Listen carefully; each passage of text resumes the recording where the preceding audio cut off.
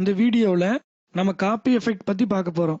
Copy effect என்னன்னா, நீங்கள் ஒரு எஃபெக்ட் போட்டு ஒரு ஆப்ஜெக்டை கிரியேட் பண்ணி வச்சுருக்கீங்கன்னா, அதே எஃபெக்ட் வந்து எனக்கு வேறு ஆப்ஜெக்ட் உனக்கு வரணும் அப்படின்னு நீங்கள் நினச்சிங்கன்னா இந்த காப்பி எஃபெக்ட் யூஸ் பண்ணிக்கலாம்.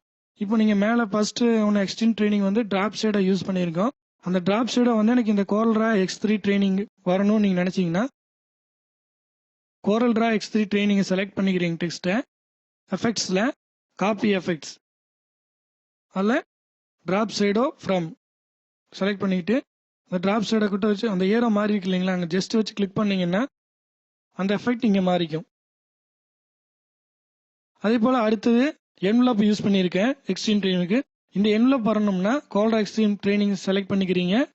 எஃபெக்ட்ஸில் copy effects envelope from select பண்ணிக்கிட்டு இந்த என்வலப்பில் ஏரோ பாயிண்டர் மாறிக்குது இல்லைங்களா, அந்த ஏரோவில் ஜஸ்ட் அந்த ஆப்ஜெக்ட் மேலே கிளிக் பண்ணிங்கன்னா கோரல்ரா X3 ட்ரைனிங்கிறது மாறிக்கும்.